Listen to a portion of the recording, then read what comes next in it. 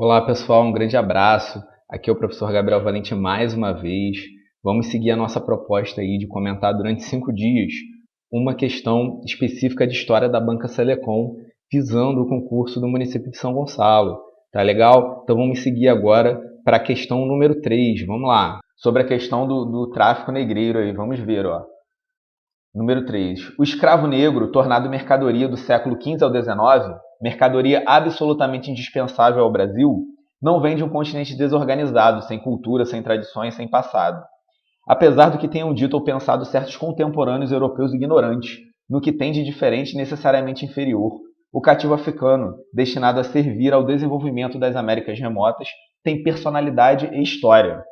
Viram-se na África verdadeiros impérios centralizados, com brilho e autoridade incontestáveis, confederações tribais, reinos mais ou menos reconhecidos por seus vizinhos, cidades pousadas com seus ricos mercados nos caminhos de ouro, das especiarias, do marfim, do sal, dos escravos, e por toda parte, um povo de guerreiros, pescadores, pastores, comerciantes e agricultores. Então, pessoal, ele está trazendo o que aí? Uma coisa muito importante, quando a gente vai estudar a história da África, não existe uma África, né? A África tem uma diversidade cultural, diversidade política muito grande e sempre teve. Então, quando os europeus começam a ter contato com os povos africanos, você tinha ali desde organizações tribais até grandes impérios, que mais do que rivalizar com alguns reinos europeus, até eram muitas vezes maiores do que os reinos europeus. Tá? Então tem toda essa diversidade aí da África, que a gente tem que entender, tem que olhar quando vai estudar a África, estudar também o contato dos europeus e o tráfico de escravizados para o Brasil, para a América como um todo. Então vamos lá. O fragmento acima retrata parte da realidade africana antes mesmo da chegada dos europeus ao continente. As formas de vida dos africanos acabaram facilitando, a partir do século V, por exemplo, a ação de mercadores portugueses e de outras nações europeias. Então, como as formas de vida lá dos africanos vão acabar facilitando a ação dos mercadores portugueses? Vamos tentar analisar isso aí. Ó. A. O elevado grau de avanço tecnológico dos africanos foi o que mais atraiu a presença europeia na África, estimulando a entrada maciça de povos da África do Norte no continente europeu? Não foi esse o caso, né, pessoal? Não houve esse incentivo aí de migração de povos da América do Norte para o continente europeu devido ao avanço tecnológico. Essa aí está errada. Letra B. Não havia divisão de classes nas sociedades africanas, predominando um modelo de sociedade comunitária primitiva, onde tudo era de todos?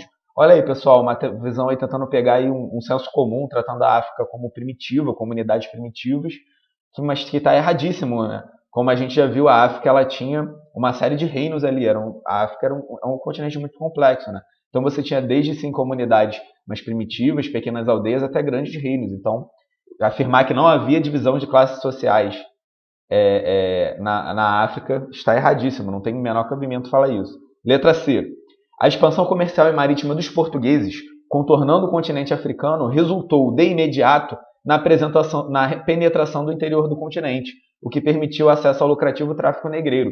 Pessoal, a expansão comercial e marítima portuguesa, contornar o continente africano, está sim ligado ao aumento do tráfico de escravizados. A questão é, essa penetração não ocorreu de imediato. Os europeus não vão conseguir entrar de imediato no continente africano, chegando ao seu interior.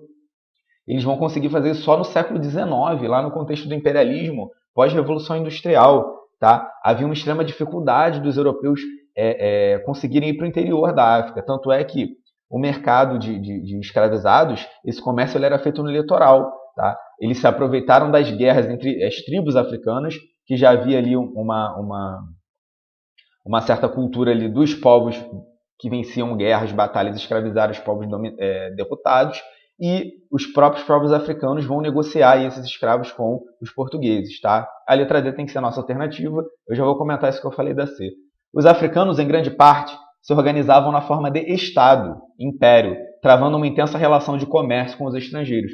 Exatamente, gente, é isso que vai favorecer essa situação aí de comércio entre os africanos e os portugueses. Esses estados africanos que acabam tendo uma intensa relação de comércio com os estrangeiros.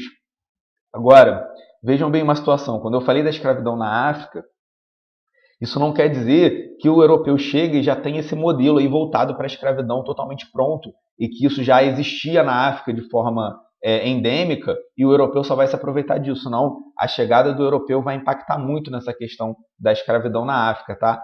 A escravidão não era o motor da economia de diversos reinos africanos, muito pelo contrário.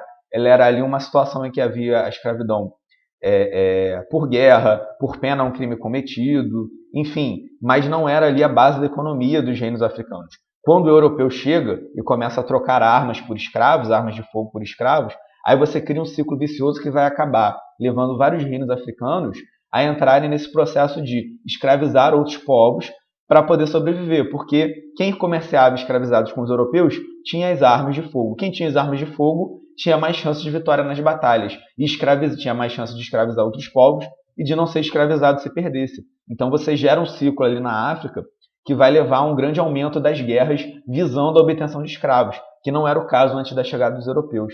Então a gente não pode falar que já, um argumento aí que às vezes já existia escravidão na África, os europeus só se aproveitaram disso. Não é bem assim, a chegada dos europeus causa um impacto muito grande na economia da África, fazendo com que alguns reinos se voltem para isso. Não era o caso antes da chegada dos europeus. Não era essa a base da economia da maioria dos povos africanos, escravização, escravizar os outros povos. Então, pessoal, fechamos essa questão. A vocês, meu muito obrigado. Quem não me segue lá no Instagram, professor Gabriel Valente, Facebook Gabriel Valente. Lembrando que teremos grupos fechados de WhatsApp, nos quais nós vamos fazer diversos simulados com questões específicas de história e cada simulado com cada questão comentada individualmente, assim como a gente faz aqui, tá? Então depois podem conversar com a gente, tendo interesse. Estamos aqui para estudar juntos, tá bom, pessoal? Um grande abraço a todos aí, até a próxima questão. Continuaremos.